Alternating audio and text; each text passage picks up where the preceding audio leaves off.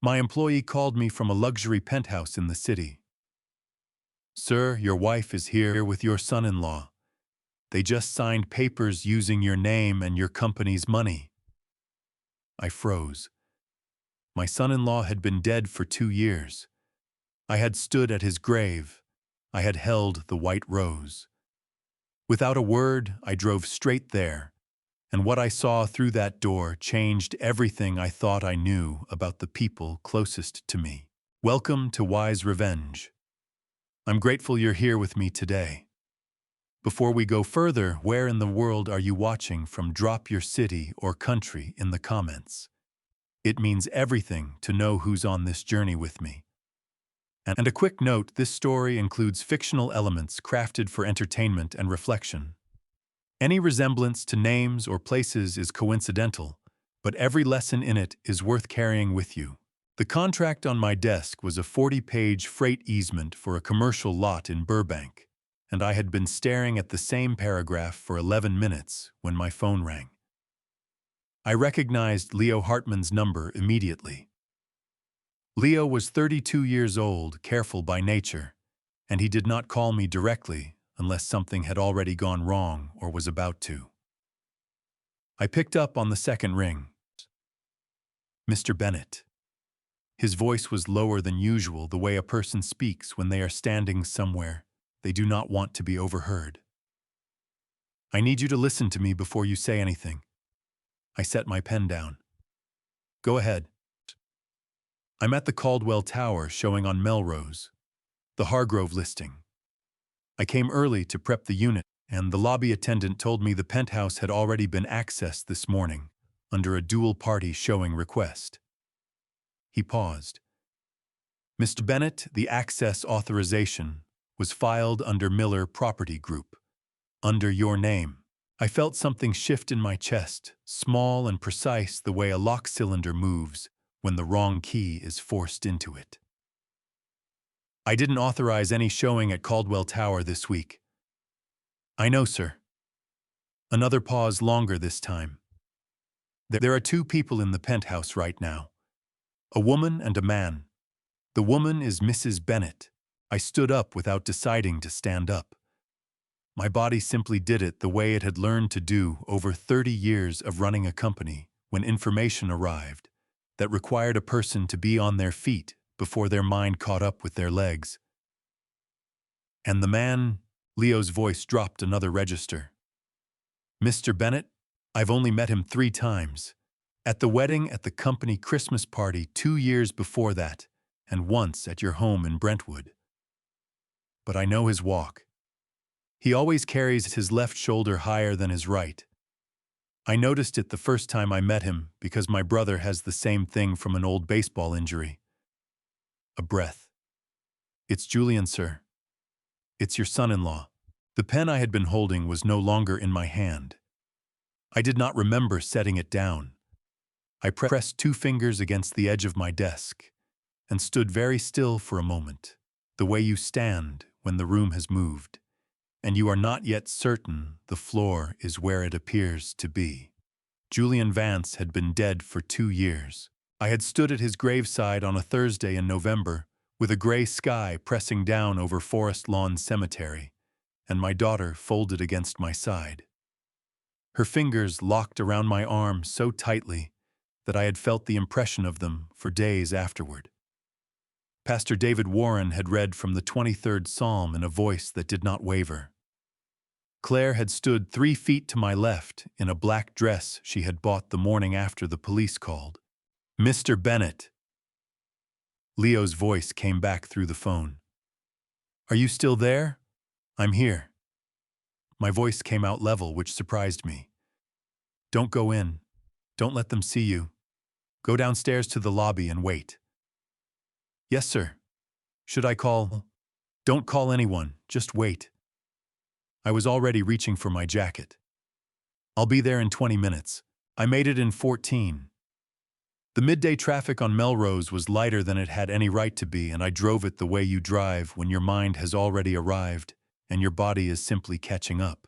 The Caldwell Tower was a glass and steel building on the west side of Melrose, with a lobby that smelled of cut flowers and climate-controlled air, and the particular quiet of a space designed to make wealthy people feel that the city outside no longer applied to them.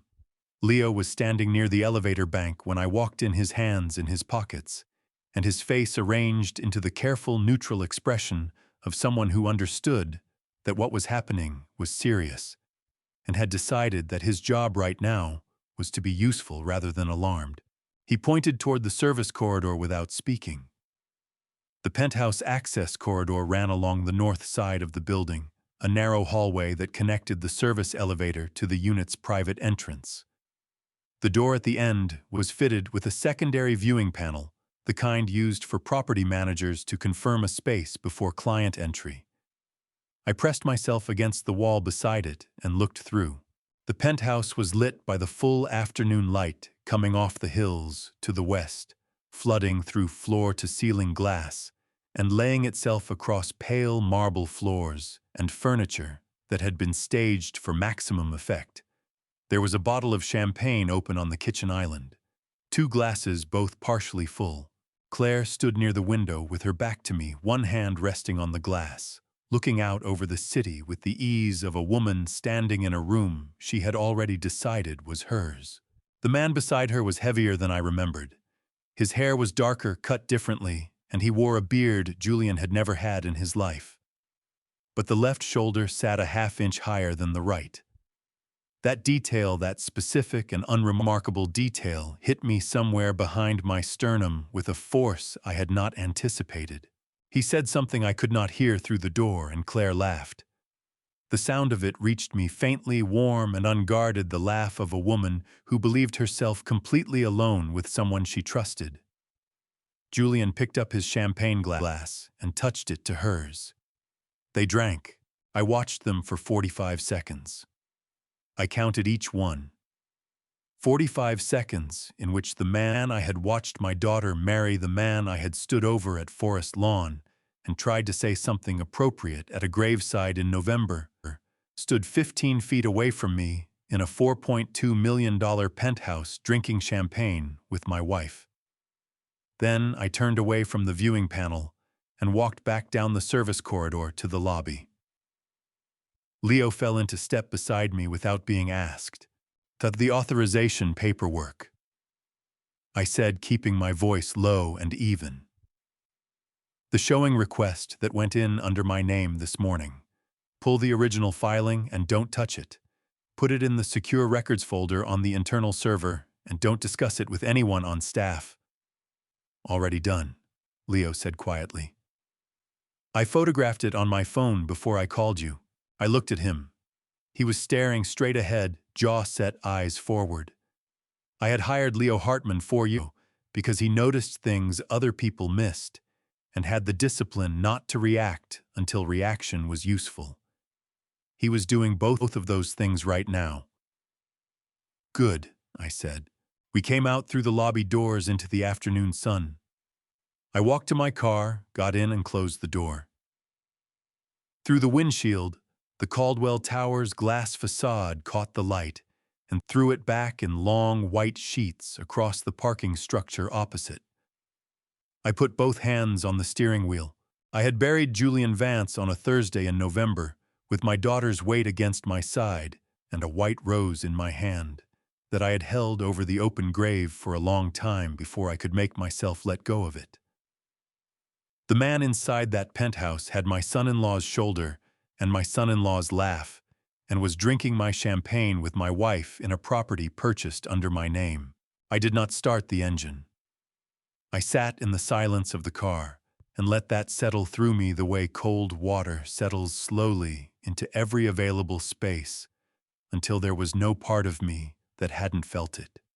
Then I picked up my phone and pulled up a name I hadn't dialed in 8 years. I drove west on Melrose without a destination, which was how I had always handled things that were too large to sit still with. 30 years of running a company had taught me that motion was not the same as action, but sometimes motion was all a body could manage while the mind caught up. The afternoon traffic on the 101 was thick and slow, the kind of stop and go that on any other Monday would have made me impatient. Today, I was grateful for it. Every red light was another 30 seconds before I had to decide what to do next. I had met Julian Vance at a dinner party in Silver Lake 4 years ago. He was 31 at the time, working in commercial lending, and he had the kind of confidence that reads as competence, until you have known the person long enough to look for what is underneath it. I had liked him immediately. I had introduced him to Chloe 3 weeks later at a birthday dinner at our house in Brentwood, and I had watched my daughter's face change the moment he walked through the door, the way faces change when something a person has been waiting for without knowing it suddenly arrives. They were married 11 months after that. I walked Chloe down the aisle at St. Andrew's Presbyterian in Pasadena on a Saturday in June, and when I placed her hand in Julian's at the altar, I had felt the particular satisfaction of a man who believes he has done his job well. I had vetted the man standing across from my daughter. I had asked the right questions. I had been thorough. I had been wrong in ways I was only beginning to understand. The call came on a Tuesday night in November 2 years ago. I was in Denver closing a commercial acquisition, and Claire answered before I could reach my phone. By the time she handed it to me, her voice was already hollowed out, and the officer on the other end told me there had been an accident on a canyon road outside the city, a vehicle registered to Julian Vance, evidence of impact, no body recovered due to terrain and weather conditions. They were treating it as a fatality. I had flown home on the first available flight.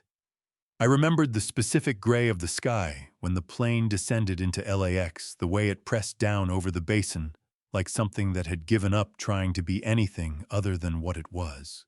The funeral was held the following Thursday at Forest Lawn. Chloe had not been able to stand on her own for most of it. I kept my arm around her through the entire service, and at one point I felt her knees buckle, and I tightened my grip, and she found her footing again. And I did not mention it, because there are moments between a father and a daughter that exist in a register beyond words. Claire had stood 3 feet to my left the entire service. She had not cried. I had told myself that grief took different shapes in different people, and that some people turned inward when loss reached them, that silence was its own form of devastation.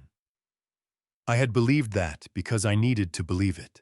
Now, crawling north on the 101 with the sun dropping behind the Santa Monica Mountains and the city turning orange and flat around me, I thought about what else I had believed, because I needed to. 3 years ago, I had picked up Claire's phone from the kitchen counter to check the time and seen a message preview on the screen before the display locked. Just a few words from a number I didn't recognize. The kind of words that exist in a particular register that a husband knows even when he cannot explain how he knows. I had waited until that evening and asked her directly. I had kept my voice calm. I had been careful with it. Claire had looked at me for a moment, with an expression I could not read, and then her eyes had filled with tears. She told me she could not believe I would think that of her. She told me that after everything they had built together after 30 years, that I would look at her that way. Her voice broke on the last sentence in a way that made the question I had just asked feel like a wound I had inflicted rather than a concern I had raised. I had apologized. I had apologized to my wife for asking her a question that I had every right to ask, and I had not asked it again. Sitting in traffic on the 101 2 years later, with the image of Julian Vance's left shoulder still sitting behind my eyes, I understood exactly what that moment in the kitchen had cost me. Pastor David Warren had a saying he returned to whenever a member of the congregation came to him, carrying something they could not put down. He said that the difference between trust and blindness was not the feeling, it was what you did when something asked you to look closer. I had looked. I had seen enough to ask. And then I had been made to feel that looking was the problem. I took the Cahuenga exit and pulled into the parking lot of a closed hardware store on the east side of the overpass. Turned the engine off. Sat in the cooling silence with both hands still on the wheel. I thought about Chloe setting 2 coffee cups on the counter every morning for 4 months after the funeral, because her hands would not yet accept what her mind already knew. I thought about the photograph of Julian she had framed and placed on her nightstand, the one I had noticed still there 6 months ago when I brought her soup during a bad week. I picked up my phone. The name in my contacts read Frank Garrett with a note beneath it in my own handwriting: casino fraud case, 2015 reliable. I pressed call. He picked up on the second ring. "Frank," I said, "I need to know how available you are." A pause, brief and assessing. "For what kind of work?" "The kind that requires discretion before anything else." Another pause. When Frank Garrett spoke again, his voice had shifted into a register I recognized from the one time I had worked with him, before focused, unhurried, already leaning forward. "Tell me when and where," he said. "I'll be there."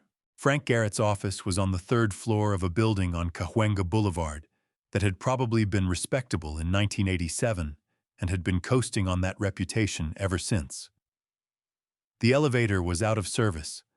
I took the stairs, and by the time I reached the 3rd floor landing, I could already smell the coffee dark roast, burnt at the edges, the kind that had been sitting on a warmer for 3 hours, and nobody had bothered to replace it.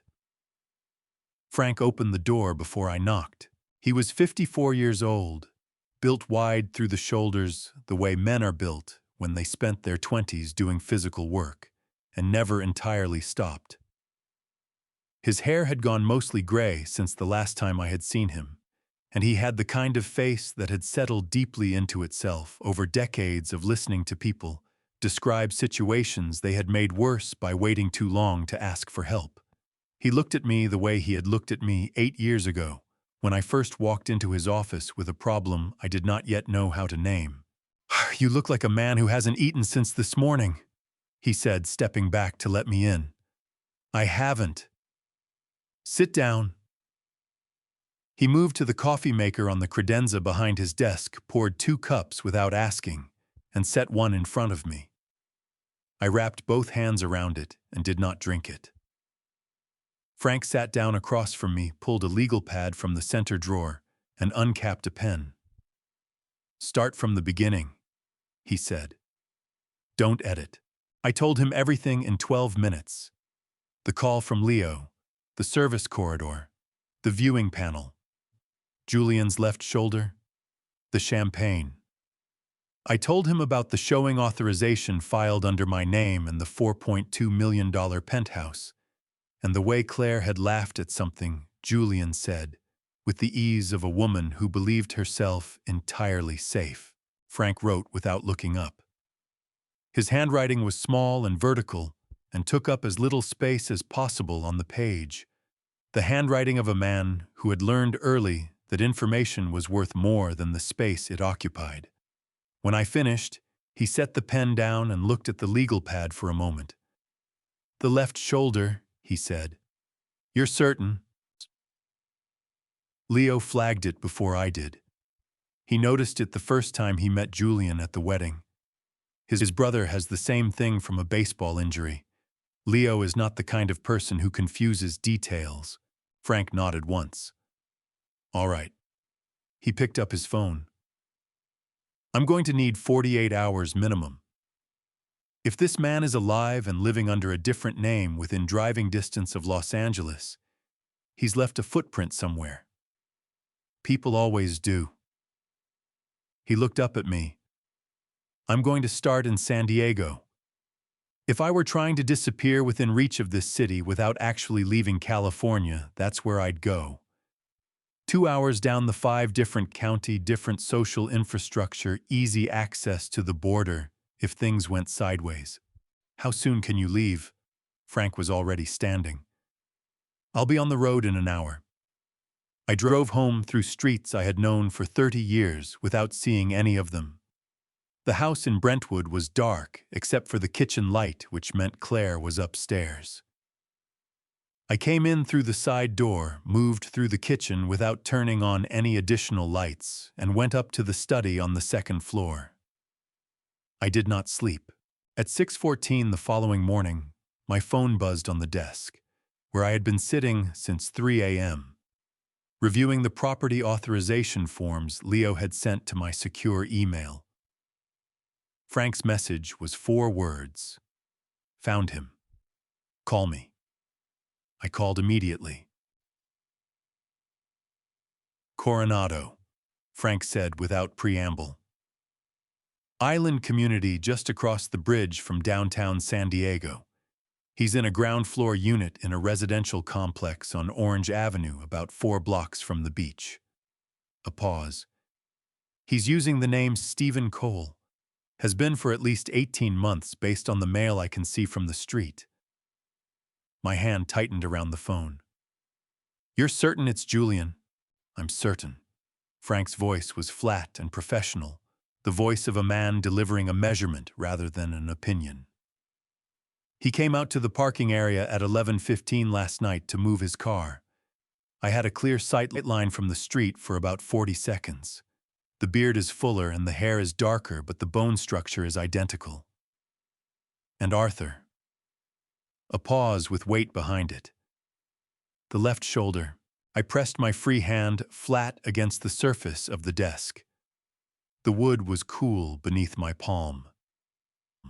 Outside the study window, the sky over Brentwood was beginning to show the first gray suggestion of morning along the eastern edge, reluctant and thin the way November mornings in Los Angeles always arrived, as though the night understood it was losing something it could not recover.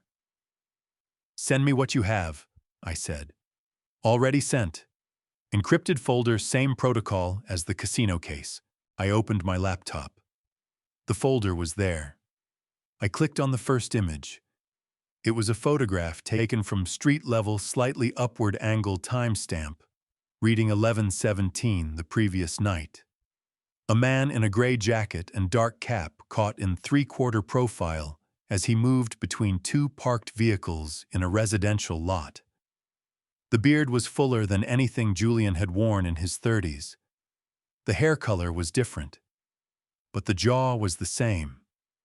The particular line of the nose was the same, and the left shoulder sat exactly 1/2 inch higher than the right. I had looked at that shoulder across a dinner table, across a boardroom, across a graveside.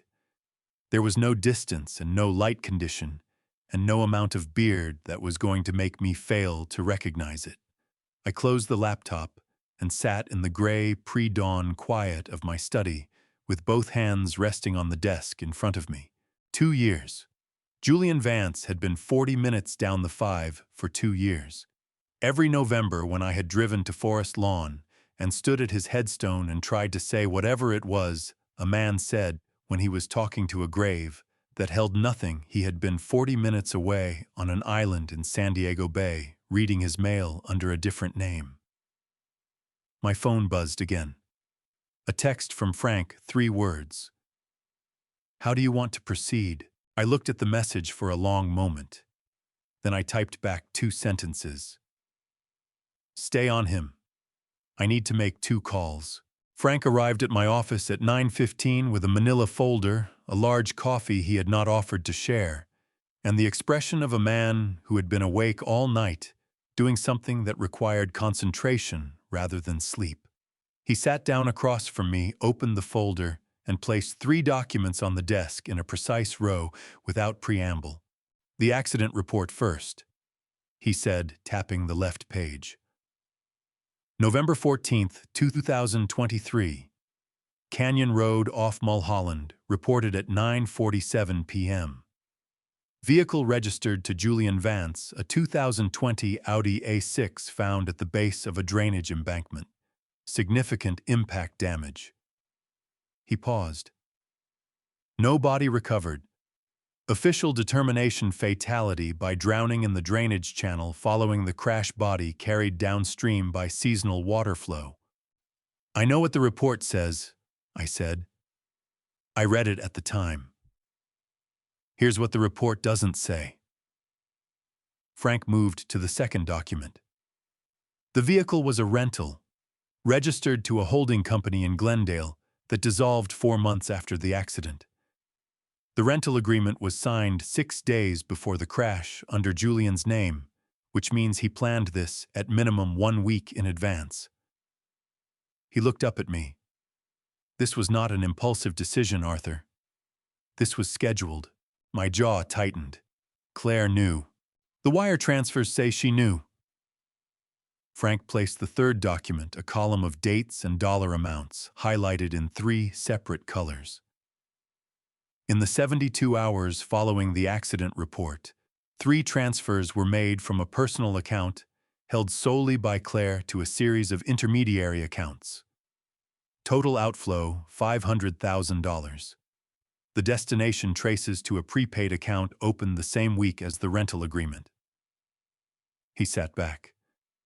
The money and the car rental happened at the same time, Arthur. She wasn't reacting to his plan, she was funding it. The room was very quiet. Outside my window, the Los Angeles skyline sat sharp and indifferent against a pale November sky.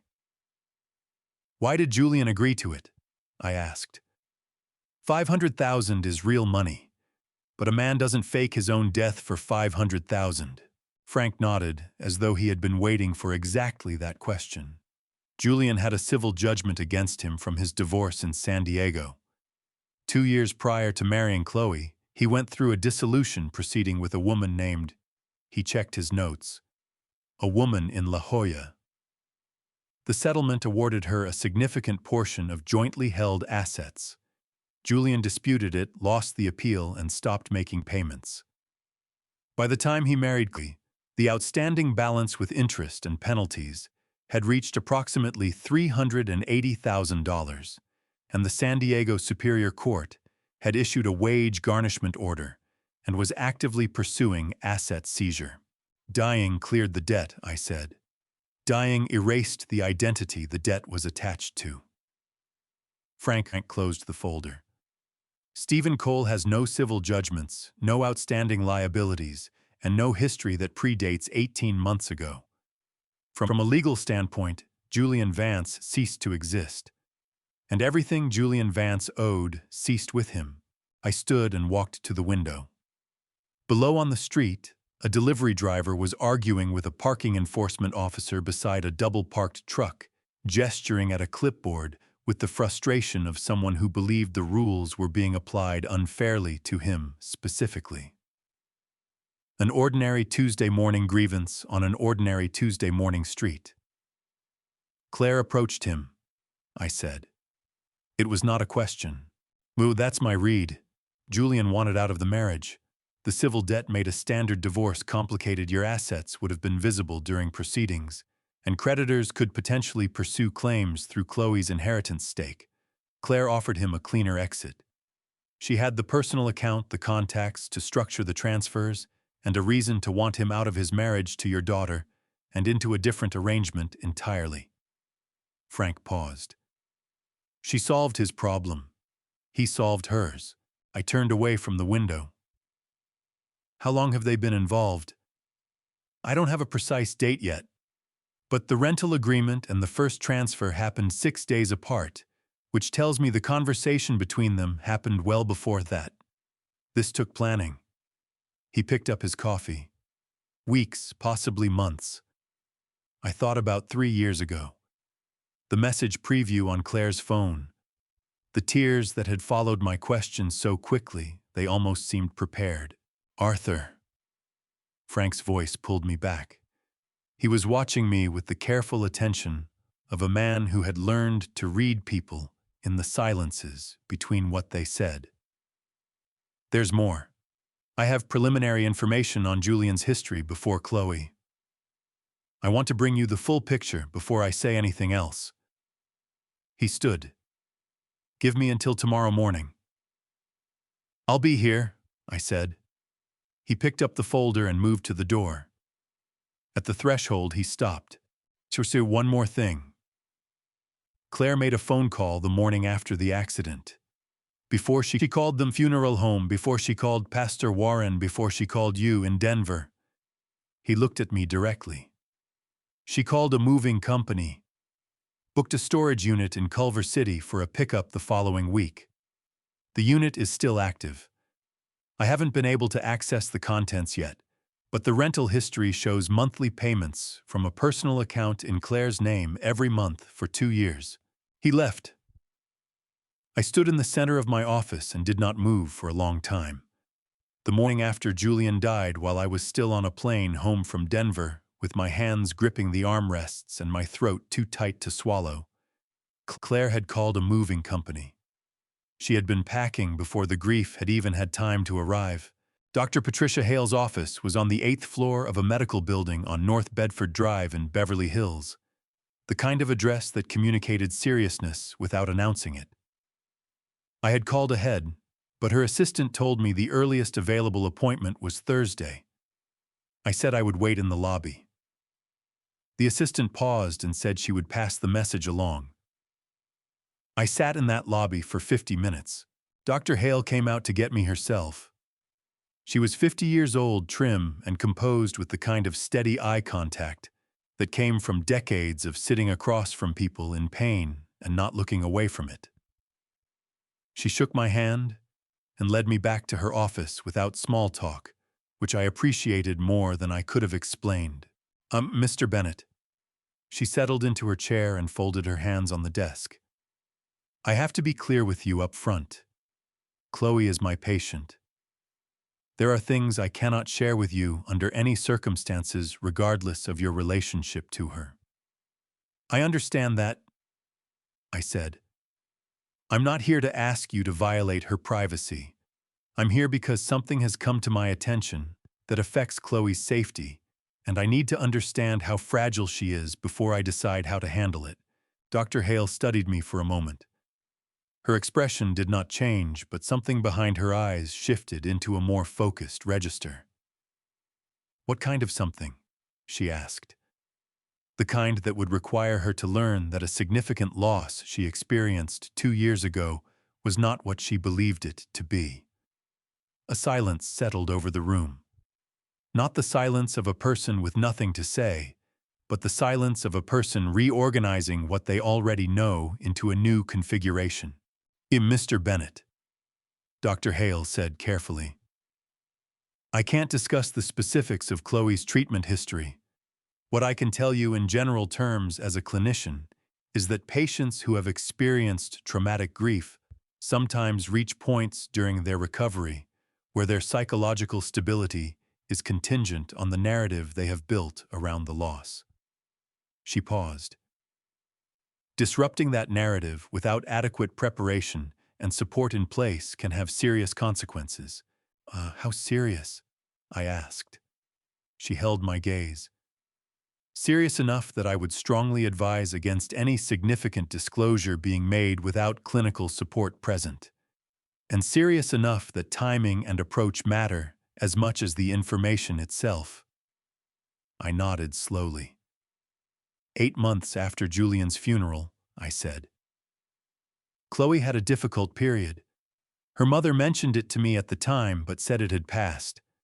I didn't ask enough the questions." I looked at Dr. Hale directly. "How difficult?" The pause that followed lasted 4 seconds. In my experience, a 4-second pause from a careful professional means the answer is worse than the question anticipated. "I would encourage you," Dr. Hale said quietly, "not to make any disclosure to Chloe without calling me first. Whatever you've learned, whatever you're planning, call me before you say anything to her. That's the most specific guidance I'm able to offer you today." It was enough. It was more than enough. I thanked her and took the elevator down to the street and sat in my car with the engine off and both hands in my lap. The afternoon sun was hitting the hood at an angle that made it difficult to look at directly. 8 months after the funeral, Chloe had gone through something serious enough that her therapist, 8 floors up 2 years later, had just told me to call before I said a word to my daughter. And at the time, Claire had described it to me as a difficult period that had passed. Another thing Claire had managed. Another thing I had accepted without looking closer. I drove home. The house was empty. Claire's car was gone, which meant she was out, which meant I had the house to myself for however long that lasted. I went upstairs. Chloe's bedroom door was half open. I pushed it gently and stood in the doorway. She was asleep on top of the covers in the late afternoon light, fully dressed, one arm across her face the way she had slept since she was 4 years old. On the nightstand beside her, Julian's photograph was still there in the same silver frame it had been in for 2 years. She had not taken it down. My chest pulled tight in a way that had nothing to do with my heart condition, and everything to do with the specific and unbearable weight of watching your child suffer something you could not fix. I had spent 2 years allowing my daughter to grieve a man who was drinking wine on a balcony in Coronado. I pulled the door quietly closed and went downstairs. My phone was ringing before I reached the bottom step. Diana Caldwell's name on the screen. Arthur. Her voice carried the compressed urgency she reserved for situations that required action before explanation. I've been going through the company's operational accounts for the past 4 hours. You need to come to my office tonight. A beat. Don't tell Claire where you're going. Diana Caldwell's office in Century City was the kind of space that communicated exactly one thing: that the person who occupied it did not make mistakes. Clean lines, minimal furniture, 3 monitors on a standing desk, and a wall of filing cabinets that ran floor to ceiling along the north side of the room. She had been my attorney for 15 years, and in that time, I had never once seen her desk cluttered. Tonight, there were 4 folders open across the conference table. "Sit down," she said, without looking up from the page she was reading. She was 48 years old, sharp-featured and precise, the kind of person who communicated urgency through economy rather than volume. "I'm going to walk you through this in order. Don't ask questions until I finish." I sat down. "I started with the operational account this afternoon after you called me from the car this morning." She placed the first folder in front of me, a spreadsheet printed across 3 pages, rows highlighted in yellow. "Over the past 14 months, your company's operational account has processed 12 outgoing transfers to a vendor called Pacific Rim Consulting. Each transfer falls between $90,000 and $147,000. She tapped the column of figures. "Total outflow, $1.8 million. I looked at the numbers. "I've never heard of Pacific Rim Consulting. Neither has anyone else." Diana moved to the second folder. Pacific Rim Consulting LLC was registered in Delaware 14 months ago. Delaware registration requires minimal disclosure, no physical address, no named officers beyond the registered agent. The registered agent is a legal services firm in Wilmington that exists specifically to provide this service to shell companies. She set a printed page in front of me. "The company has no employees, no operational history, no web presence, and no verifiable business activity of any kind. Every dollar that went to Pacific Rim Consulting went through 2 intermediary accounts before landing in a personal account in San Diego." The room was very quiet. "She used the operational account," I said. "The one I gave her access to 5 years ago." "Yes." Diana's voice was level and careful, the way it was when she was delivering information she knew would hurt, and had decided that the most respectful thing she could offer was precision. "The transfers were processed using the authorization credentials you assigned to her when she took over operational oversight. Each transfer was accompanied by an invoice from Pacific Rim describing services rendered, consulting fees, market analysis, vendor coordination." She paused. "The invoices are professionally formatted and internally consistent. If anyone had spot-checked a single one, it would have looked legitimate at a glance. But she kept each transfer under $150,000, I said. Your company's internal review protocol flags any single vendor payment above $150,000 for secondary approval. She knew that threshold because she helped establish it in 2020. Diana looked at me directly. Arthur, this wasn't opportunistic. She studied your systems before she built around them. I pressed both palms flat on the conference table. 5 years ago, I had handed Claire the operational account because she had asked me to trust her with something real, something that mattered.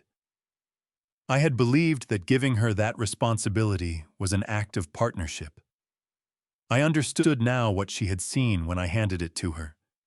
A door I had opened and left unguarded. There's more, Diana said. She placed the third folder in front of me. I ran the registered agent for Pacific Rim Consulting through the California State Bar Directory this afternoon. The attorney who filed the Delaware paperwork is a man named Gerald Foss, licensed in California, practicing out of a one-man office in Westwood. She paused. Gerald Foss is also the attorney of record on a divorce filing that was prepared 6 months ago and has not yet been submitted to the court. I looked up from the folder. Claire's divorce filing. Wantichuksin. The petition is complete. It cites irreconcilable differences and requests an equal division of community property under California Family Code, which would include 50% of Miller Property Group. Diana's voice did not change in register, but she placed one hand briefly on the edge of the table, the closest thing to a gesture of support I had ever seen from her in 15 years. Arthur, the filing is ready to submit. The only thing that appears to be holding it back is timing. She's waiting for the penthouse to transfer, I said. That would be my assessment. Once the property clears and the funds move, she submits the petition. By the time you receive notice, the initial asset freeze under Family Code 2040 has already locked everything in place pending division. She sat back. The same attorney, the same timeline. The shell company and the divorce filing are parts of the same plan. I stood and walked to the window. Century City spread out below in a grid of lights, ordered and indifferent. The city doing what it always did, regardless of what was happening inside any particular room on any particular floor. What do I need to do? I asked.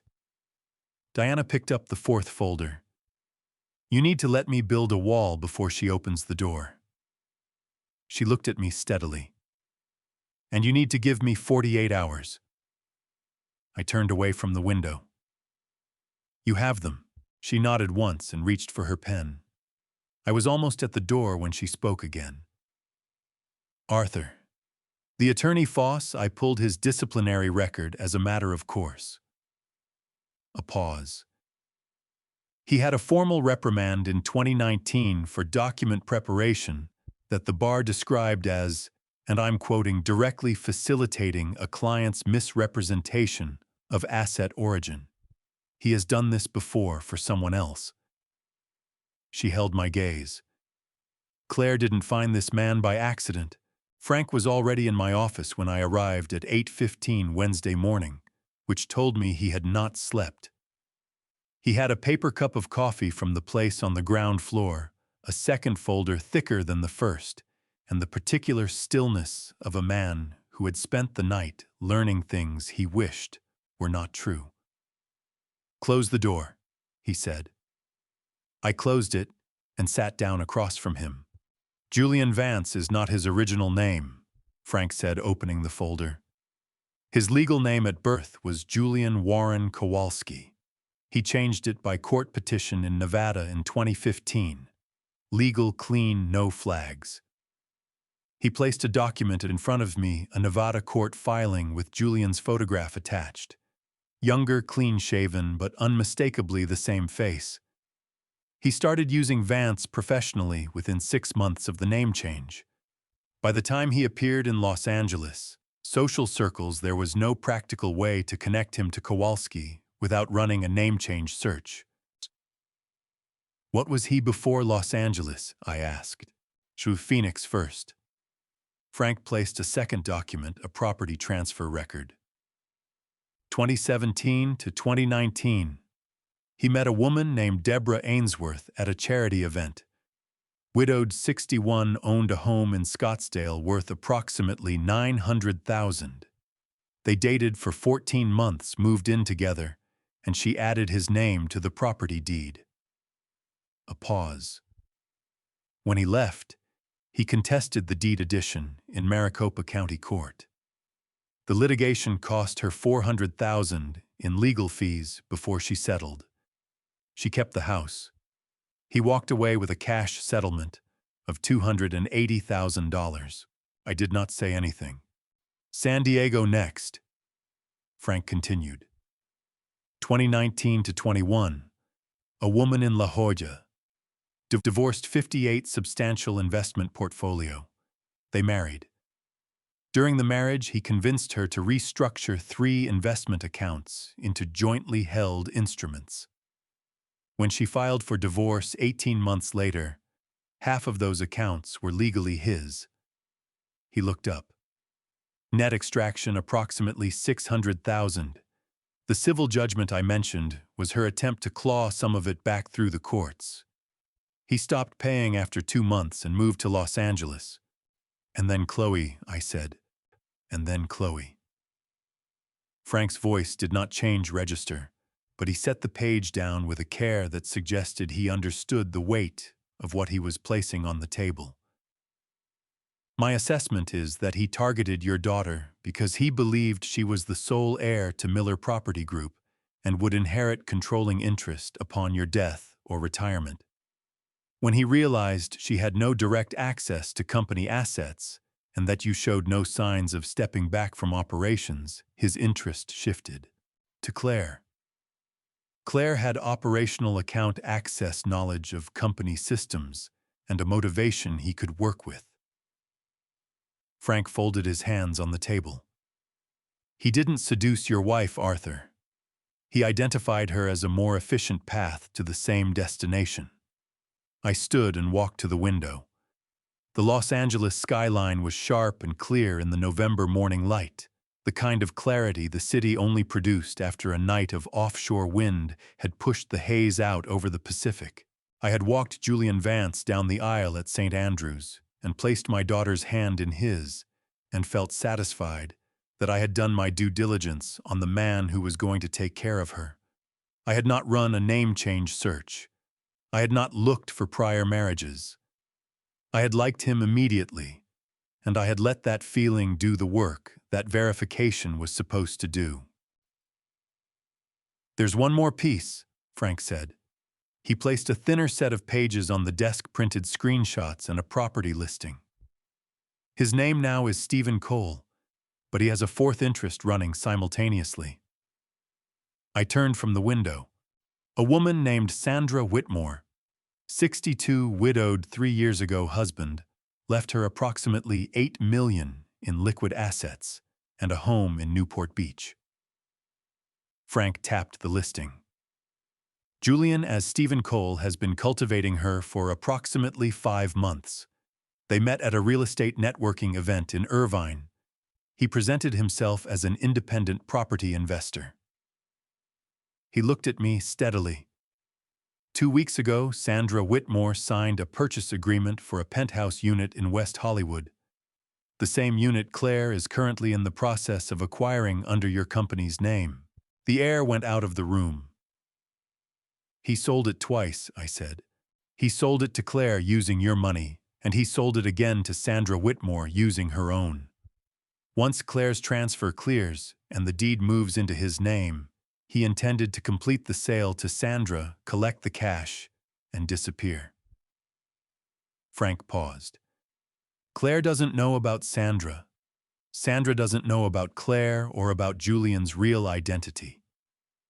He placed one final page on the desk, a contact number, and an address in Newport Beach. Sandra Whitmore is a victim, Arthur. And in my experience, victims who find out they've been targeted tend to cooperate. I looked at the address for a long moment. Set up a meeting, I said. Frank nodded and reached for his phone. Then he stopped. One more thing. I spoke to a contact at San Diego County Records this morning. The civil judgment against Julian, the one from La Jolla, was formally discharged from the court system 11 months after his death was recorded. He met my eyes.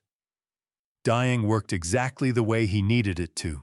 Newport Beach was 90 minutes south of Los Angeles on a Wednesday afternoon with light traffic, and I drove it alone, which Frank had advised against, and which I had done anyway.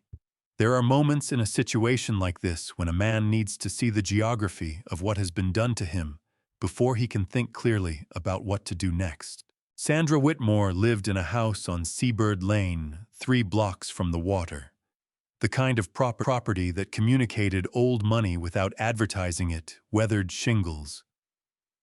A garden that had been tended for decades rather than staged for effect, the American flag on a short pole beside the front door, that had faded to the particular pink of something that had been out in the Pacific sun for a long time.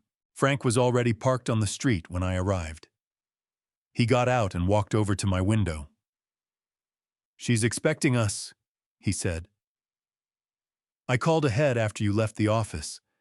Told her I represented a party with information relevant to a real estate transaction she was involved in. She said to come at 3. He paused. "Arthur let me do the initial talking. She doesn't know who you are yet." Sandra Whitmore answered the door herself. She was 62, with silver hair cut short, and the kind of posture that came from decades of being the person in the room who had to hold things together.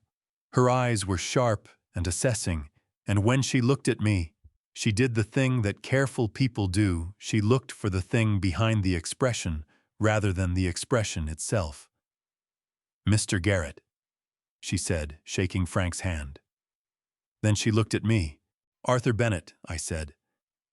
"I own Miller Property Group." Something moved across her face. Not recognition of my name, but recognition of a category, the category of person who arrives at your door with a private investigator on a Wednesday afternoon to discuss a real estate transaction you thought was straightforward. "Come in," she said. She led us to a sitting room that looked out over the back garden. A tray with coffee and 3 cups was already on the table, which told me she had prepared for this conversation rather than reacting to it. I respected that. Frank laid it out in 12 minutes. The dual identity, the penthouse, the pattern from Phoenix and San Diego. He spoke without editorializing, placing documents on the coffee table in sequence, giving her time to look at each one before moving to the next. Sandra Whitmore did not interrupt him once. When Frank finished, she sat with her hands folded in her lap and looked at the documents on the table for a long moment. A clock on the mantel ticked. Outside, a gull called once from somewhere over the water and went quiet. "I knew something was off," she said finally. Her voice was steady, but there was something underneath it that had not been there when she opened the door. From the second month, the way he deflected certain questions, the way he always seemed to know exactly what to say at exactly the right moment. She looked up at Frank. I told myself I was being paranoid, that I was letting grief make me suspicious of good things. A pause. "My husband died 3 years ago. You tell yourself you're allowed to have something good again." "You weren't being paranoid," Frank said quietly. "No." She looked down at the photograph of Julian Stephen Cole that Frank had placed on the table. "I wasn't." She picked it up, studied it for a moment, and set it back down with a deliberateness that told me she was deciding something. "What do you need from me?" "The purchase agreement you signed," Frank said, "and your willingness to speak with a detective from LAPD when the time comes. You'll have both."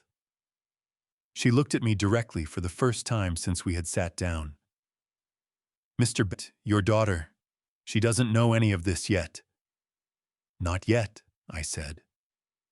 "I'm trying to do this carefully." Sandra nodded slowly. "Do it carefully," she said. But do it soon. Women who are grieving something that isn't real. She stopped and something crossed her face that I recognized, because I had seen it in my own mirror for 2 years. They deserve to stop. I looked at her and did not say anything, because there was nothing to say that would have been adequate to the weight of what she had just offered. We left 40 minutes later. I sat in my car in the fading afternoon light outside Sandra Whitmore's house on Seabird Lane and pulled up the purchase agreement Frank had photographed on his phone. The date on the agreement was November 10th, my wedding anniversary. I stared at that date for a long time. Then I put the car in drive and called Frank. The date on Sandra's agreement, I said. November 10th. A pause. I saw it. Claire chose that date for the penthouse signing, I said. She coordinated both transactions around the same day. Our anniversary. Frank was quiet for a moment. Arthur, I don't know if she chose it deliberately or if it was the most convenient date on the calendar. But either way, he stopped. Sorry, either way, I said, it's the last thing she's going to take from that date. My phone buzzed as I merged onto the freeway. A text from Chloe. 4 words that made my chest tighten in a way I had not anticipated. Dad. Can I call? Before I show you what Arthur found inside that surveillance room and what it did to the one person who deserved the truth most, drop a number 9 in the comments so I know you're still with me. Every single comment means the world. And a note before we continue: the chapters ahead contain fictional elements built for reflection and storytelling. If that's not for you, it's completely okay to step away now and find something that fits you better. Chloe was waiting outside my office building when I pulled into the parking structure at 6:45. She was sitting on the low concrete wall beside the entrance with her jacket pulled around her and a small envelope in her hands, turning it over and over the way people handle things they are not sure whether to hold on to or let go of. She stood when she saw me. I found something, she said. No greeting, no preamble. She held the envelope out. In Mom's vanity, behind the lining of the bottom drawer. I took it without opening it. It was unsealed. Inside was a key, a single door key on a plain ring, and a folded slip of paper with an address written in Claire's handwriting. A street in West Hollywood I did not recognize. How long has she had that drawer? I asked. Years. Chloe's voice was steady, but her hands were not. Dad, what's going on? You've been leaving early and coming home late for 3 days, and you look like you haven't slept since Monday, and Mom keeps asking me if I've noticed anything different about you. She looked at me directly with her mother's eyes and her own expression, which was the expression of someone who has already assembled most of a picture and is simply waiting for the last piece. Tell me. I looked at my daughter for a moment. I thought about Dr. Hale's office and the 4-second pause and the careful words about narrative disruption and psychological stability. I thought about the photograph of Julian still on her nightstand. Then I thought about Sandra Whitmore on Seabird Lane saying that women who were grieving something that wasn't real deserved to stop. Come inside, I said. There's something I need you to see. Frank was upstairs. I had called him from the freeway.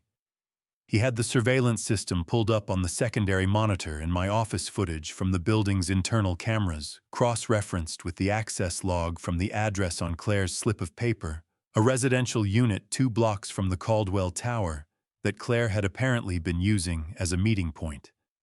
I sat Chloe down in front of the monitor. Frank stepped back without being asked. This footage is from 4 days ago, I said. Tuesday afternoon. I pressed play. The angle was high and slightly oblique, the way security cameras always are, catching the space in a way that felt clinical and indifferent. 2 people in a living room. A woman in a gray blazer sitting on a couch, A man across from her leaning forward with his elbows on his knees, saying something that made her smile. Chloe made a sound I had never heard from her before. Not a word. Not a cry. Something that came from the place below language, a sharp, involuntary exhale, as though something had hit her in the sternum. "That's—" she started. "Yes," I said. She leaned forward, both hands gripping the edge of the desk, and watched. Julian reached across and touched Claire's hand. Claire laughed at something. The laugh was the same one I had heard through the viewing panel at the Caldwell Tower on Monday, warm, unguarded, entirely at home. Then Julian said something, and Claire shook her head, and Julian's expression shifted, and he said it again, louder this time, and the audio on the footage was clear enough to carry it across the room. "The crying one," Julian said. "She was never useful, Chloe. She was just convenient. She cried at everything. I couldn't have a single conversation with her that didn't turn into a therapy session." Chloe's grip on the desk tightened until her knuckles went white. "She spent 2 years putting flowers on your grave," Claire said on the footage. Her voice was matter-of-fact, almost amused. "Every single week." "I know," Julian said. "That's exactly what I mean." I reached over and stopped the playback. The room was very quiet. Frank had moved to the far side of the office and was looking at the floor. I kept my eyes on Chloe. She stayed bent over the desk for a long moment. Her shoulders were rigid, both hands still gripping the edge. When she finally straightened and turned to look at me, her eyes were dry. Her jaw was set in a way I had not seen since she was 9 years old, and a girl at school had said something that required a response rather than tears. "How long have you known?" she asked. "Since Monday." She absorbed that, nodded once. "Nah, Dr. Hale said I needed to be careful about how I told you," I said. "She said the timing and approach mattered as much as Dad." Chloe's voice was quiet, but it cut through the sentence cleanly. "I'm okay." She looked at the frozen monitor for a moment, then back at me. "I'm not the person I was 8 months after the funeral. I'm not going to break." A breath. "What do you need me to do?" The question hit me somewhere I had not expected. Not because of what it asked, but because of what it assumed, that there was something she could do, that she intended to be useful rather than protected, that she had already crossed from the side of the room where things happen to you into the side where you decide what happens next. "I don't know yet," I said honestly. Chloe picked up her phone from the desk. She looked at it for a moment, with an expression I could not entirely read. Then she typed something and set it face down. "I just sent a message from a number Julian doesn't recognize," she said. "Told him I'm a cash buyer interested in an off-market penthouse unit in West Hollywood.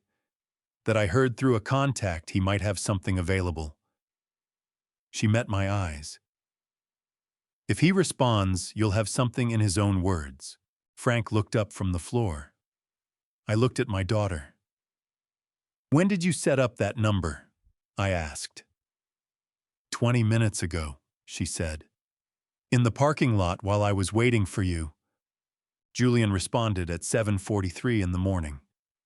Chloe forwarded me the message before I had finished my first cup of coffee. I read it at the kitchen table while Claire moved around upstairs, her footsteps crossing the hallway overhead, in the same pattern they had followed for 22 years.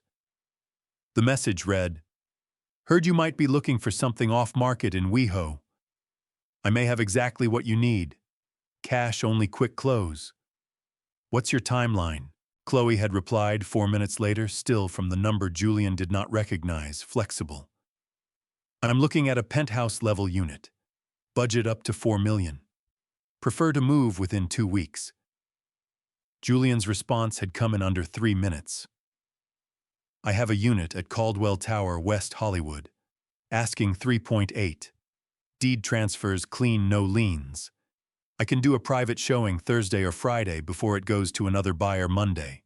Then, unprompted, a follow-up cash payment preferred in 2 tranches, 50% at signing, 50 at transfer. No agents. Chloe had screenshotted every message individually, time-stamped with the contact number visible in each frame. She had then forwarded the entire sequence to her own email and printed a hard copy, which she placed on the kitchen table in front of me, inside a clear plastic sleeve. I looked at my daughter across the table. "No agents," I said. "He's trying to run a private transaction on a property he doesn't legally own yet, and that he's simultaneously selling to Sandra Whitmore." "I know," Chloe said. "Diana needs to see this today." She was right. I called Diana at 8:15. We were in her office by 9. Diana read through the screenshot sequence twice without speaking. Then she placed the plastic sleeve on the conference table and looked at Chloe with an expression I had not seen from her before. Something that was not quite surprise but was adjacent to it. The expression of a person recalibrating an assumption. "This is admissible," Diana said. "You initiated contact." He responded voluntarily, no misrepresentation of law enforcement status. Under California Evidence Code 1552, electronic communications are self-authenticating when the content and context establish authenticity. She tapped the sleeve. He confirmed the property, the price, the payment structure, and the timeline in his own words. From a number he has no way to connect to you or your father. She looked at Chloe directly. "Did anyone advise you to do this?" "No," Chloe said. Diana nodded once, the way she nodded when something had met her standard without her having to explain what the standard was. She picked up her pen and opened a fresh legal pad. "All right," she said. "Then we have what we need to move." She turned to me. Arthur, there's something else. I've been on the phone with Gerald Foss's office this morning, not directly through a contact at the county clerk's office who monitors pending filings. The divorce petition is being held for final review before submission." She paused. "Foss's assistant told my contact the filing date is contingent on a real estate transaction completing on or before November 10th. November 10th, 6 days away." "She's waiting for the penthouse to clear," I said. The moment that deed transfers into Julian's name and the funds move, Foss submits the petition.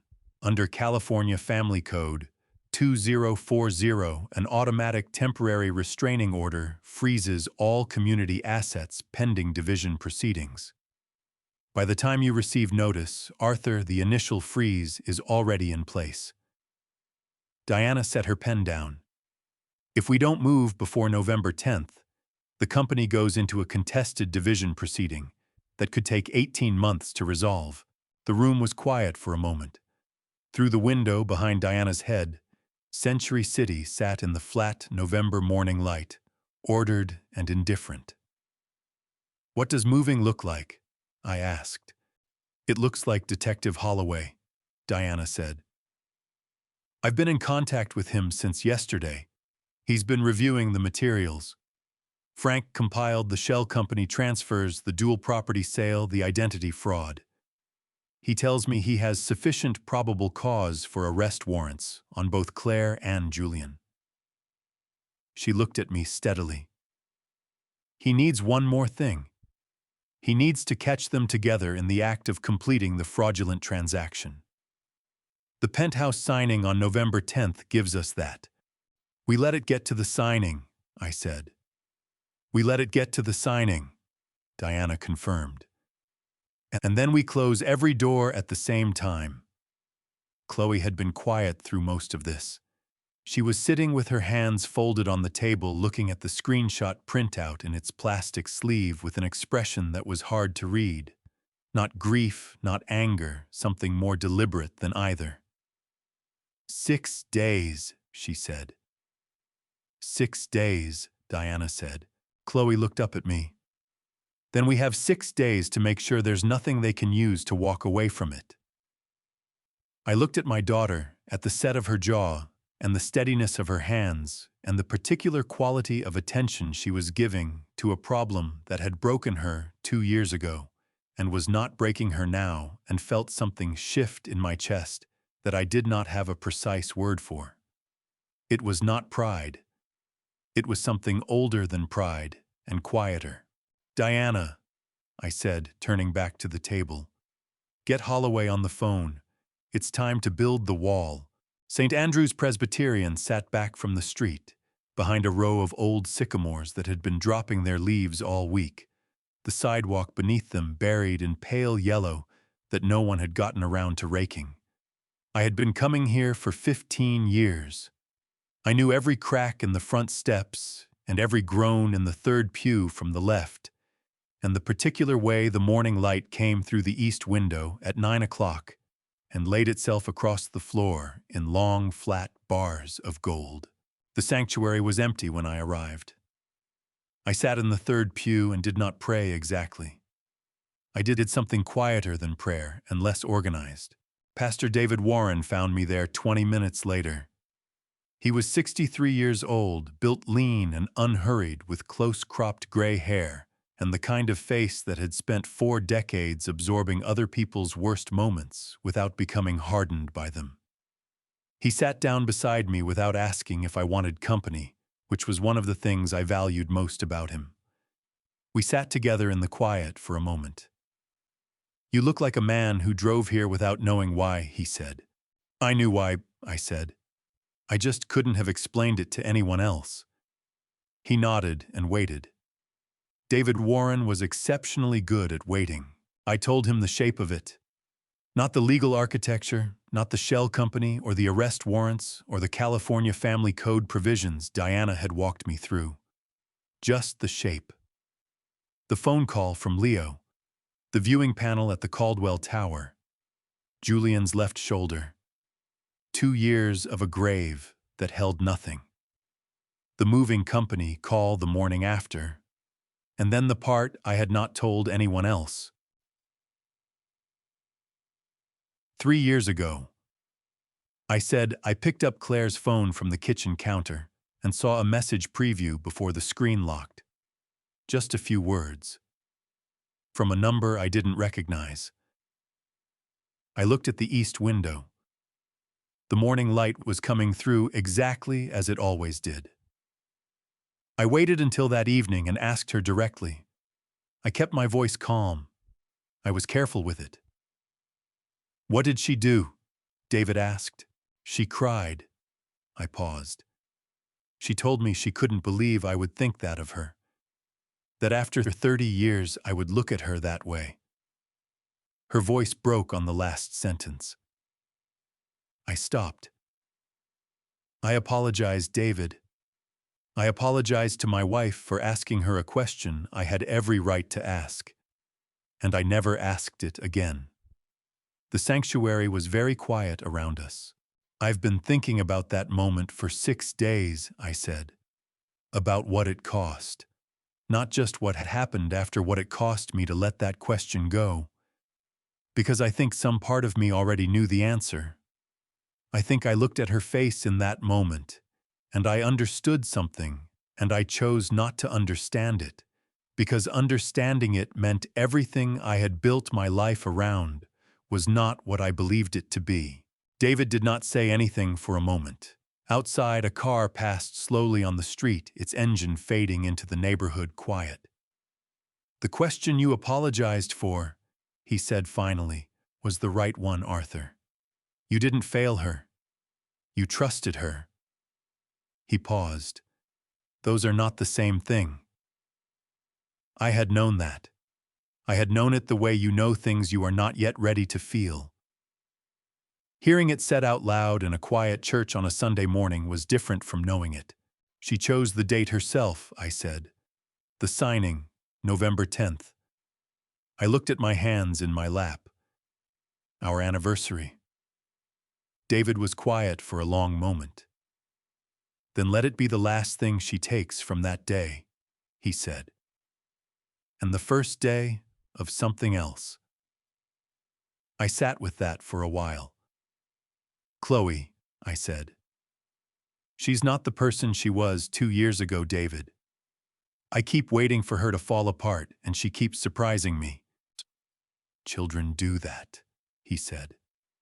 Especially when they finally understand what they are being protected from and decide they would rather stand beside you than behind you.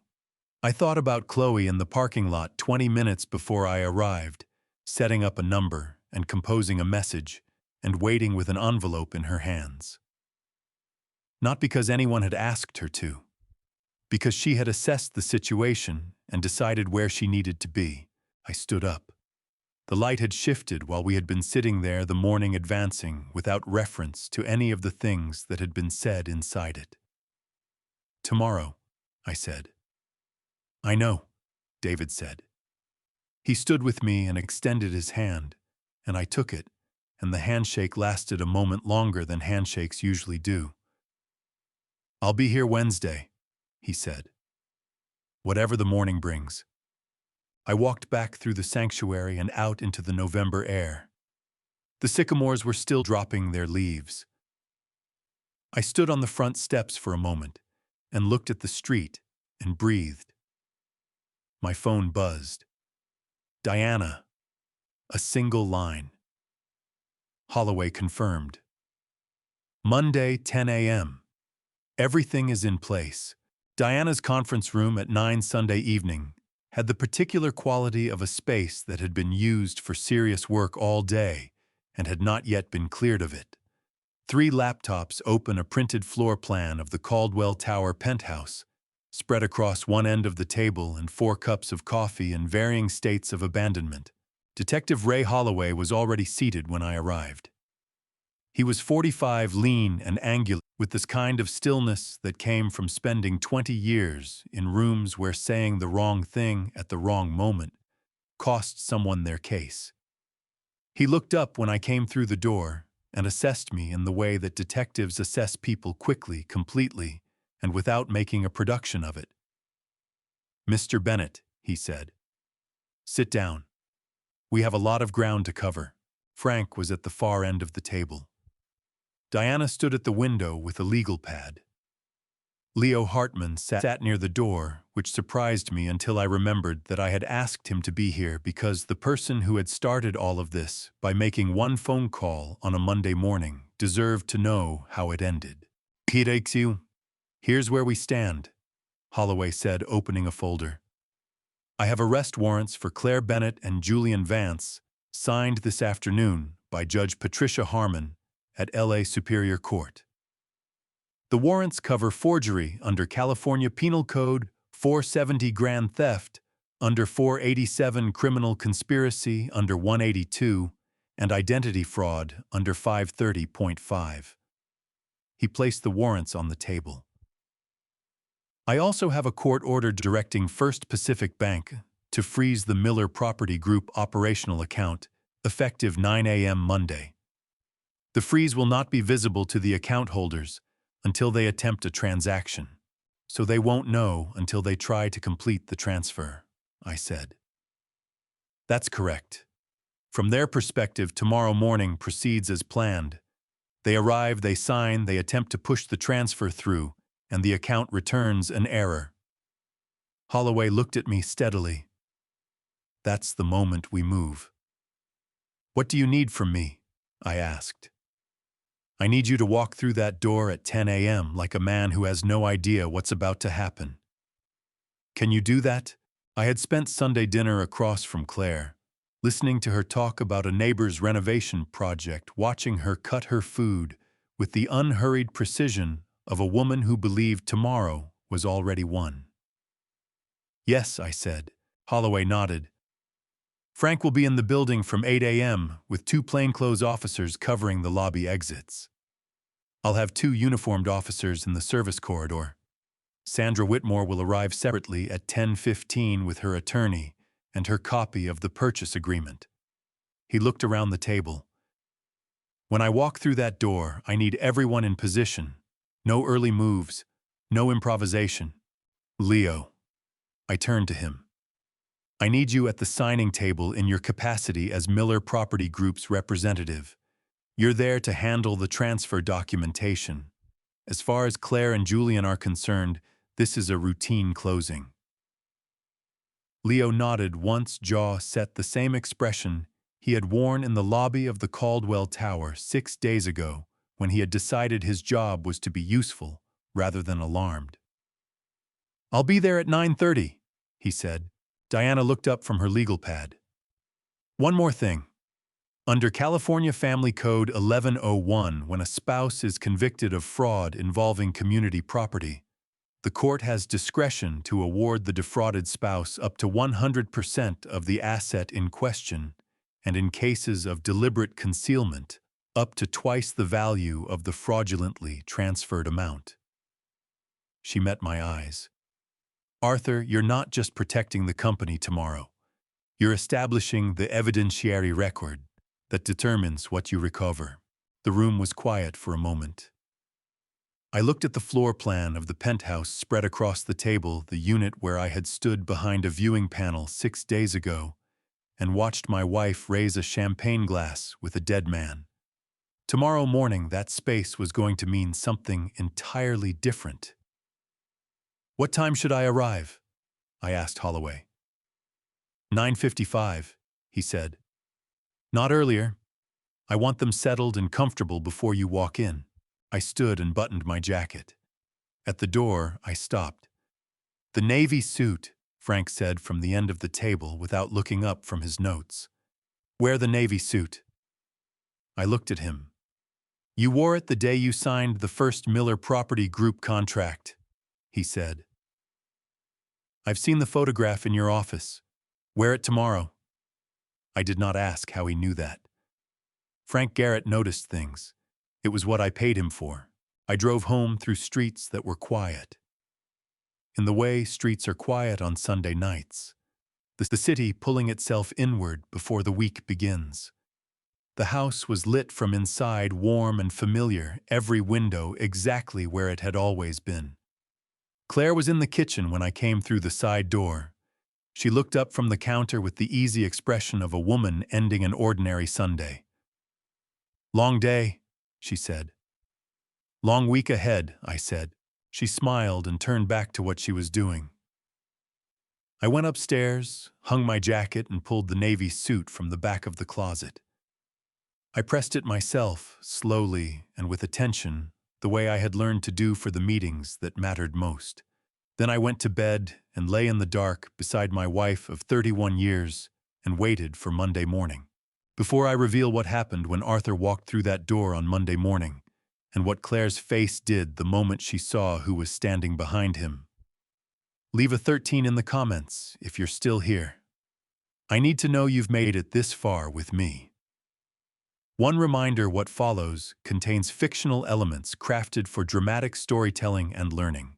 If this isn't the kind of content you want, no hard feelings, step away and find what serves you. I was dressed by 5:30. The navy suit hung on the back of the bathroom door where I had placed it the night before. Pressed and ready, the fabric holding the particular quality of something that had been treated with care. I dressed slowly and with attention. Knotted my tie twice because the first attempt was slightly off, and I needed it not to be slightly off today. Claire was still asleep when I went downstairs. I made coffee, poured a cup I did not finish, and stood at the kitchen window watching the November morning come in, gray and flat, over the back garden. The oak tree that had been dropping leaves all week had gone mostly bare overnight. It stood against the pale sky with the stripped patience of something that understood that what it had lost was not permanent. I left the house at 9:15 without waking her. The Caldwell Tower lobby was quiet when Leo met me at the service entrance at 9:30. He was in his good jacket, the charcoal one he wore for high-value client meetings, and he had the composed focus of someone who had spent the weekend preparing himself for a role he had not auditioned for. "They're upstairs," he said quietly. "Arrived about 10 minutes before you." Claire brought a folder. Julian is in a gray jacket. He paused. He looks relaxed. Good, I said. Frank's in the lobby. 2 plainclothes officers near the elevator bank. Holloway's team is in the service corridor on the penthouse floor. Leo looked at me directly. Arthur, are you all right? Ask me in an hour, I said. I waited in the building manager's office on the 2nd floor, while Leo went back upstairs to manage the paperwork. At 9:53, I took the elevator to the penthouse floor and stood in the service corridor with Holloway, who said nothing, and handed me a cup of coffee from a thermos, which I accepted, because my hands needed something to hold. At 9:59, Holloway looked at his watch and nodded. I walked through the door. The penthouse was fully lit, floor-to-ceiling windows, throwing the flat November morning across the pale marble floors. The staging furniture had been rearranged to accommodate a signing table near the center of the room, with 2 chairs on one side and a bank representative's materials arranged on the other. Claire sat in the left chair with her folder open in front of her, reviewing a document with the unhurried focus of someone running through a checklist they had memorized. She was wearing the burgundy blazer she kept for occasions she considered significant. Her reading glasses were pushed up on her head. Julian sat in the right chair with one ankle crossed over his knee, his gray jacket open, a pen already in his hand. He was tapping it lightly against his knee in a slow, patient rhythm, the rhythm of a man who believed the hard part was already over. Leo stood at the end of the table. The bank representative sat across from Claire and Julian, her monitor angled away from them. Neither Claire nor Julian looked up when the door opened. Then Julian registered the sound of my footsteps and looked up. The pen stopped tapping. I had thought about this moment for 6 days. I had imagined what I would feel when I saw him. The man I had stood over at Forest Lawn, the man who had shaken my hand at an altar and promised to take care of my daughter standing in a room he had helped steal from me. I had imagined anger. I had imagined something cold and righteous. What I felt was simpler than either of those things. I felt the particular steadiness of a man who has already done everything that needed to be done and is simply present for the last part. I looked at Julian Vance and did not say a word. His face went through 3 expressions in 2 seconds. Recognition, calculation. Something that was not quite fear but was adjacent to it. The expression of a man who has just understood that the room he is standing in has different walls than the ones he mapped. Claire looked up from her folder. For a moment she simply looked at me. The reading glasses slid forward on her head, and she pushed them back with one finger, an automatic gesture, the kind of thing a person does when they need a half second to reassemble something. Arthur. Her voice came out level. I didn't know you were. I know, I said. The bank representative looked at her monitor. Her expression shifted in the way the expressions of people who have been briefed shift, a small recalibration, a settling into readiness. Mrs. Bennett, she said carefully, I'm showing an issue with the originating account. The transfer authorization is returning an error. I need to place a verification call before we can proceed. Claire's hands stilled on the folder. Julian uncrossed his ankle from his knee and sat forward. And then the service door on the north side of the room opened, and Detective Ray Holloway walked through it with 2 uniformed officers behind him, and the room became a different kind of room entirely. Claire looked from Holloway to me. Her face did not become panic. It did not become rage. It became something I had never seen from her in 31 years of marriage, the expression of a person who has run every calculation available to them and found that none of the numbers work anymore. She looked past Holloway. She looked at me. And then she looked at the door behind me, which had opened again, and Chloe was standing in it. In the space between one breath and the next, something moved across Claire's face that had not been there a moment before. Not remorse, not grief. Something quieter and more final, the recognition of a cost she had not included in any of her calculations. Her left hand, which had been resting open on the folder, closed slowly into a fist. Then she looked away. Holloway moved to the center of the room with the unhurried precision of someone who had done this enough times that the choreography required no thought. Mrs. Bennet, he looked at Claire. Mr. Vance. He looked at Julian. I'm Detective Ray Holloway, LAPD Financial Crimes Division. I have arrest warrants for both of you signed this morning by the Los Angeles Superior Court. He placed the warrants on the signing table face up between the champagne flutes that the staging team had left as decoration and that no one had touched. You have the right to remain silent. Anything you say can and will be used against you in a court of law. You have the right to an attorney. Julian was on his feet before Holloway finished the second sentence. This is a misunderstanding, he said. His voice was controlled, but his left hand had found the back of the chair and was gripping it hard enough that his knuckles had gone pale. I don't know what you've been told, but whatever Claire has represented about this transaction. Sit down, Mr. Vance, Holloway said. Julian sat down. Diana came through the service door at that moment with a leather portfolio under her arm and the expression of someone arriving at a meeting they have been preparing for all week.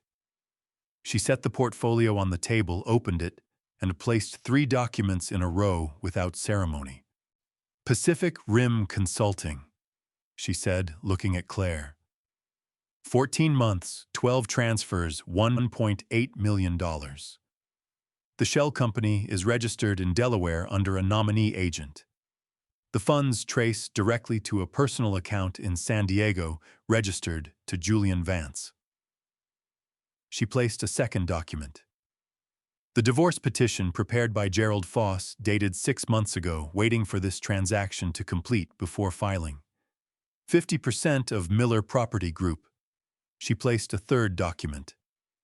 And the operational account authorization you were granted 5 years ago, which explicitly covers vendor payments and operating expenses, and does not in any provision on any page authorize the acquisition of personal real estate in a third party's name.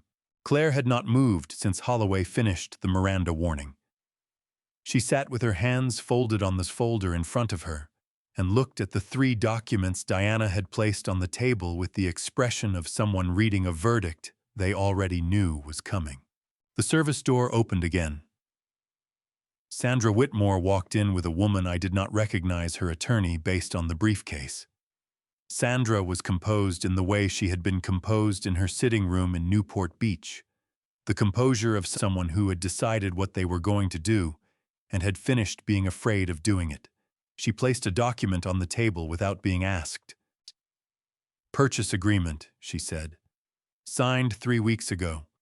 Buyer myself. Seller listed as Stephen Cole, independent property investor. She looked at Julian with the steady assessment of a woman who had spent 3 weeks reviewing a decision she had almost made. The same property, the same unit, a different name. Julian's jaw tightened. Claire looked at the purchase agreement. Then she looked at Julian. Something shifted in the room in that moment, not dramatically, not loudly, but with the particular finality of a structure that has lost its last load-bearing wall. I watched it happen in Claire's face. The calculation she had been running since Holloway walked through the door hit a result she had not anticipated, and the result was this.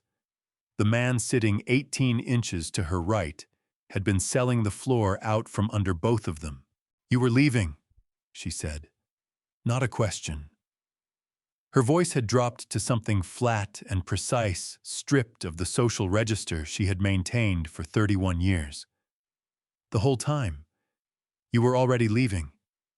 Julian said nothing. Answer me. Her voice cracked on the last word, not with grief, with fury. Claire. Julian's voice was careful, recalibrating. Whatever you think you Don't. She turned away from him and looked at Holloway. I want to speak with an attorney, and I want to make a statement about the accident in November of 2023. Julian's head turned toward her sharply. The vehicle was rented under a third-party name, Claire said, her voice returning to its flat register. Julian arranged it. He coordinated the staging, the timeline, the point of impact. I provided the financial support. She paused. It was his plan. I funded it. That's the accurate version. That is absolutely not. Julian started. You have the right to remain silent, Holloway said to Julian. I'd encourage you to use it. I had been standing near the window since I walked in. I had not moved. I had watched all of it the way you watch something you have prepared for carefully, and that is unfolding exactly as prepared, and found that the preparation did not make it any easier to be present for. Chloe was still in the doorway. I looked at her. She was watching Claire with an expression I could not entirely read. Not anger, not satisfaction, something more complicated than either. The expression of a person watching the last piece of a picture fall into place, and finding that the completed picture is not what they had hoped it would be, even though they had known what it was going to show. Claire did not look at Chloe again. Holloway nodded to the two uniformed officers. They moved to either side of the table. I turned to the window and looked out at Los Angeles in the flat November morning light, and I let them do what they had come to do without watching it. Holloway separated them immediately, Claire to the service corridor on the north side, Julian to the staging room on the south. Standard procedure, he told the uniformed officers in the tone of someone for whom standard procedure was not a bureaucratic formality, but a tool with a specific purpose. Two people who believe they are facing the same set of consequences will, if left together, spend their energy managing each other rather than assessing their own situation. Separated, they each face the arithmetic alone. I stayed by the window while it happened. Frank came in through the lobby entrance 10 minutes after the arrests, nodded at me once, and went to stand near Diana at the end of the table. Sandra Whitmore's attorney was reviewing something with Diana at the other end. The room had the particular quality of a space in which something large has just concluded, and the people remaining are beginning the slower work of what comes after. Chloe sat down in one of the chairs at the signing table. She set her hands flat on the surface in front of her and looked at the documents Diana had arranged there. The Pacific Rim transfers, the divorce petition, the power of attorney breach, and did not say anything for a moment. She never asked me how I was doing, Chloe said finally. After the funeral, she would say things like, "You need to eat and you should get out of the house." But she never once sat down and asked me how I was doing. She looked up at me. I used to think it was because grief made her practical, that she showed love through action rather than words. A pause. I think she just didn't want to have the conversation. I moved from the window and sat down across from her. There was nothing I could say to that which would have been adequate, so I did not try to say anything. I simply sat with her the way Pastor David had sat with me on Sunday morning, which was the only form of presence that made any sense right now. Holloway came back into the main room 12 minutes later. He had a legal pad with notes on it, and the focused calm of a man in the middle of work he was good at. "They're talking," he said. He pulled out a chair and sat down at the head of the table. Separately, without prompting, and in considerable detail, he looked at me. Julian is providing a comprehensive account of Claire's role in the accident, staging the vehicle arrangement, the timeline coordination, the payment structure. He says it was entirely her initiative and that he agreed under duress because of the debt situation. Under duress, I said. That's his characterization, Holloway said. The evidence will characterize it differently. Accepting $500,000 in 3 installments is not typically consistent with the legal definition of duress. He made a note. Claire, for her part, is providing detailed information about Julian's prior relationships, Phoenix, San Diego, the name change from Kowalski. She has documentation she's been holding. Photographs, financial records, correspondence. He looked up. She's been building a file on him. Frank made a sound that was not quite a laugh. Insurance, he said. That's my read. Holloway agreed. She understood from the beginning that Julian was a risk. She built a record in case she needed leverage. He set the legal pad on the table. What she didn't account for was that he was doing the same thing. Sandra Whitmore had been sitting quietly near the window since her attorney finished with Diana. She stood now and picked up her handbag with the deliberate composure of someone completing a task they had committed to finishing properly. Detective Holloway, she said. I've given my attorney everything you'll need from me. The original purchase agreement, the wire transfer records, the correspondence with... She paused briefly on the name with Stephen Cole over the past 5 months. She looked at me. Mr. Bennett, I'm sorry this happened to your family. I'm sorry it happened to you, I said. She nodded once, the nod of a woman who had decided to be done with apologies in both directions, and walked out. Frank waited until she was gone, then placed something on the table in front of me. A black USB drive, matte and unmarked. Holloway's team cleared the Coronado apartment this morning, he said. Search warrant executed at 8 a.m., 2 hours before the signing. IT forensics worked through the night. He looked at me directly. They recovered a deleted file from the laptop, an email draft never sent, addressed to Chloe. The room was very quiet. Chloe looked at the USB drive, then at Frank, then at me. How old is it? She asked. Her voice was steady. 18 months, Frank said. Give or take. Chloe looked at the drive for a long moment. The November light came through the penthouse windows and laid itself across the signing table in long, flat bars, indifferent to everything it touched. Can I read it here? She asked. You can read it wherever you want, I said. But I'd like to read it first, alone, before you do. She looked at me for a moment. Then she nodded. Okay, she said. Okay. I did not open the USB drive until 9:17 that evening. The office was empty by then. Leo had gone home at 6. Diana had left at 7 after confirming that the account freeze would convert to a permanent hold pending criminal proceedings, that Gerald Foss had been reported to the California State Bar, and that the automatic temporary restraining order protecting Miller Property Group's assets was in place and would remain so until the divorce proceedings concluded. She had summarized all of it in 4 sentences, the way Diana summarized everything, with the precision of someone who understood that what the other person needed was clarity, not comfort. Frank had called at 8:30. The Coronado apartment had been fully cataloged.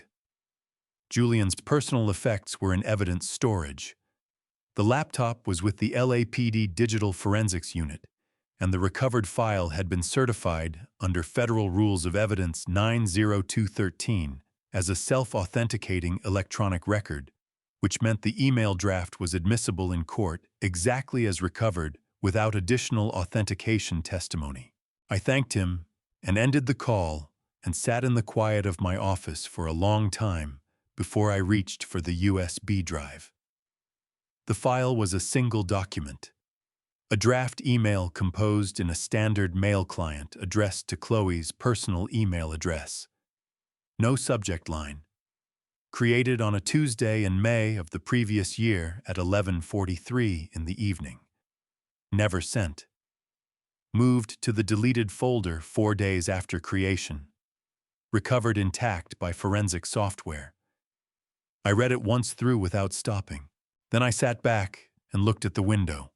The Los Angeles skyline was doing what it always did at this hour, throwing light upward into the marine layer that had come in off the ocean, turning the sky above the city a particular amber that existed nowhere else, and that I had been looking at from this window for 22 years without ever finding a way to describe it adequately.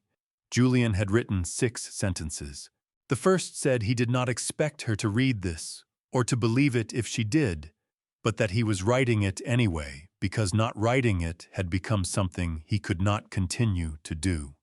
The second said that what had been done to her was wrong, and that he had known it was wrong when he agreed to it, and that knowing had not been sufficient to make him choose differently, which was the most honest thing he could say about the kind of person he had been at that time. The third said that she had deserved better than what she got from him, not just at the end, but from the beginning, and that he was aware of the difference between what she had believed their marriage was and what it had actually been, and that the distance between those two things was entirely his fault. The fourth said he was not asking for anything. Not forgiveness, not contact, not acknowledgement. He was writing because the alternative was to carry it without ever having said it, and he had decided that saying it even into a draft folder that would never be sent was better than the silence. The fifth said her name. Just her name. Nothing attached to it. As though putting it on a page addressed directly was itself the thing he had needed to do. The sixth said he was sorry. 2 words, period, end of document.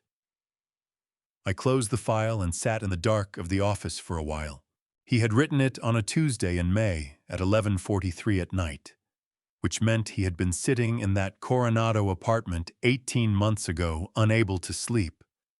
The same way I had been unable to sleep in Denver the night the police called, the same way Chloe had been unable to sleep for months after the funeral, setting 2 coffee cups on the counter every morning, because her hands would not yet accept what her mind already knew.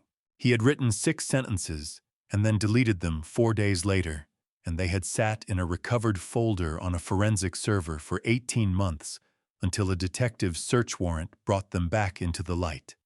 I picked up my phone and called Chloe. She arrived 20 minutes later. She had been at the house in Brentwood, she said, packing some things. She did not say more than that, and I did not ask. She sat down across from me, and I turned the laptop toward her without speaking. She read it the way she had watched the camera footage, with complete stillness, both hands flat on the desk, not moving. When she finished, she sat back and looked at the window for a moment. The amber light of the city was still there, doing what it always did. "He wrote my name," she said. "Yes," I said. "Just my name. Nothing else above it. Just your name." She looked at the screen for another moment. Then she reached out and gently closed the laptop. Not with finality exactly. More the way you close a book you have finished and are not yet sure what you think about. "Did he mean it?" she asked. I thought about that honestly. "I think he meant it at 11:43 on a Tuesday night in May," I said. "I think the person who deleted it 4 days later also existed. Both of those things are true at the same time." Chloe absorbed that. She nodded slowly. "Okay," she said. Then quieter, as though saying it to herself rather than to me. "Okay." She stood and picked up her jacket from the back of the chair. At the door, she stopped. "Dad." She looked back at me. "Thank you for reading it first." Then she was gone. I listened to her footsteps cross the outer office and heard the elevator open and close. I turned back to the window. The city was still out there, amber and indifferent and entirely itself. I arrived at the office at 6:53 Wednesday morning, which was earlier than anyone else by at least an hour and a half. The building lobby was empty except for the overnight security guard, who nodded at me the way he always did, with the particular economy of someone who has learned that the men who arrive before dawn usually have a reason they would rather not discuss. I took the elevator to the 30th floor and stood at the window with my jacket still on. Los Angeles was doing what it did in the early morning, assembling itself slowly from the dark, the grid of lights below pulling into focus as the sky above the basin shifted from black to the particular deep blue that existed for approximately 20 minutes before sunrise, committed to being sunrise. I had watched this city wake up from this window for 22 years. It had never once asked me how I was doing. I had always found that appropriate. Diana called at 7:14. "The court accepted your divorce filing this morning," she said. "Automatic temporary restraining orders are in place under Family Code 2040. All community assets are frozen pending proceedings." A pause. "Additionally, given the documented fraud involving community property, I've filed a motion under Family Code 1101 requesting the court consider awarding you up to twice the value of the fraudulently transferred assets. The shell company transfers the penthouse transaction, the forged authorization, all of it is documented and in the filing." Another pause briefer. "Arthur, this is going to be all right." "I know," I said. "One more thing. Gerald Foss surrendered his California State Bar license this morning. Voluntarily before the disciplinary proceeding could be formally initiated." A pause that carried something close to satisfaction, though Diana was too precise to call it that. People who surrender voluntarily are usually people who understand that the alternative is worse. I thanked her and ended the call. I thought about 31 years. Not the last 2, not the last week, but all of it, the apartment on Bunker Hill, where we had lived the first 3 years, because it was what we could afford, the kitchen table where I had signed the Miller Property Group Incorporation documents. While Claire made coffee and Chloe slept in the next room at 4 months old, the Sunday mornings, and the arguments about nothing and the particular way Claire laughed at things that genuinely surprised her, which was a laugh I had not heard in longer than I could precisely identify. I did not know when the marriage had become something other than what I had believed it was. I was not sure the question had a clean answer. Things did not always begin at a precise moment. Sometimes they shifted so gradually that the shift was only visible from the far end of it looking back. I thought about what Pastor David had said on Sunday morning, that trust and failure of judgment were not the same thing. I had trusted Claire the way you trust the ground beneath your feet, not because you have tested it, but because you have walked on it for so long that testing it no longer seems necessary. That kind of trust is not weakness, but it is a door you leave open without knowing it, and some people spend years deciding whether to walk through it. I had given her 31 years. She had given me Chloe. Whatever else was true, that part was not nothing. I did not know how to hold both of those things at the same time, but I understood that I was going to have to learn. I did not know if I would ever forgive her. I was not sure that question had a clean answer either. What I knew was that the company was intact, that the accounts were protected, that 2 people who had spent 2 years constructing a careful architecture of harm had walked out of a penthouse in West Hollywood in handcuffs on a Monday morning, and that the machinery of consequence was now doing what it was designed to do without any further input required from me. And I knew that Chloe had said thank you for reading it first, and that those 5 words had reached somewhere in me that the previous 6 days had not managed to reach, and that I had sat alone in my office for a long time afterward, just holding them. There was a photograph on the corner of my desk that I had not looked at directly in several days. It was taken at the Miller Property Group Christmas party 4 years ago. Chloe and I standing in front of the window on this same floor, the city spread out behind us, both of us laughing at something someone off camera had said. She was 25 in that photograph, still 2 years before the wedding, before any of this. She was wearing a red dress, and her hair was down, and she looked exactly like the kind of person who had not yet learned that the world could disappoint her in the particular ways it was about to. I looked at that photograph for a long moment. Then I set it face up on the desk where I could see it from my chair. Leo knocked at 7:58. "Your 8 o'clock is here," he said from the doorway. "Brenda Hartwell from the Pasadena Portfolio Review." "Give me 5 minutes," I said. He nodded and pulled the door closed. I stood at the window for those 5 minutes and did not think about anything specific. I let the city be the city, and I let the morning be the morning, and I let myself be a 60-year-old man standing in a building he had built from a desk in Koreatown, looking out at a place that had never once promised him anything and had given him everything anyway in the complicated and incomplete way that places do. The knock came softly. Not Leo. Chloe opened the door and came in without waiting to be invited, which she had been doing since she was old enough to reach the handle. She was carrying 2 cups of coffee from the place on the ground floor, the good one, the one that roasted their own beans and charged accordingly and was worth every cent of it. She set 1 cup on my desk without saying anything. Then she sat down in the chair across from me, opened her laptop, and began to work. I looked at her hands on the keyboard.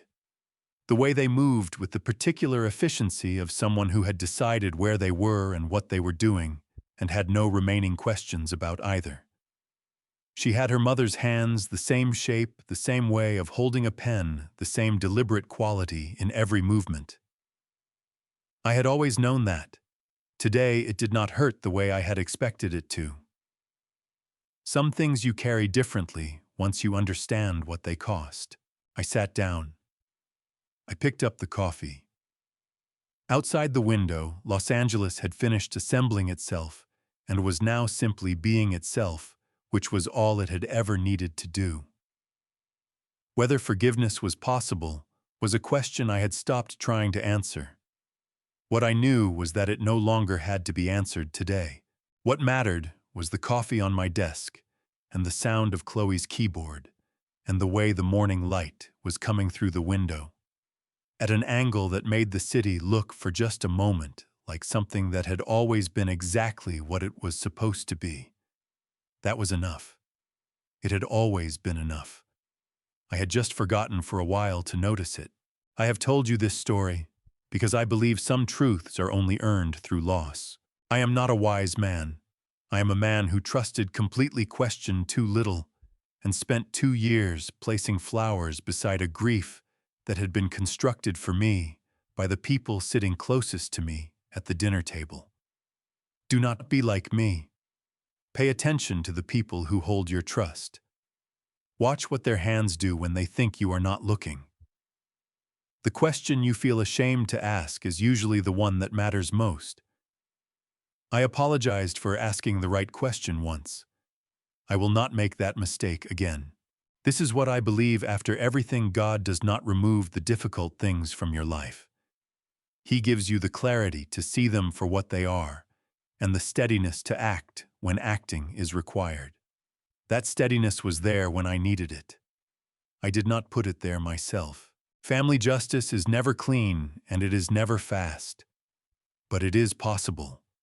I have seen it. I have lived it. These dad's revenge stories exist not to celebrate anger, but to remind every father, every person who has built something with their hands and their years, that protection is not aggression, it is love with its eyes finally open. Family justice does not come from rage. It comes from patience, from evidence, and from refusing to look away from what you already know is true. If these dad's revenge stories reached something in, you leave a comment below and tell me what you would have done differently. Share this with someone who needs to hear it. And if you believe stories about family justice deserve to continue, subscribe so you never miss what comes next. Thank you for staying until the very end. It means more than you know. The story you just heard contains fictional elements crafted for dramatic storytelling and reflection. If this kind of content is not for you, we completely respect that. Feel free to explore other stories that serve you better.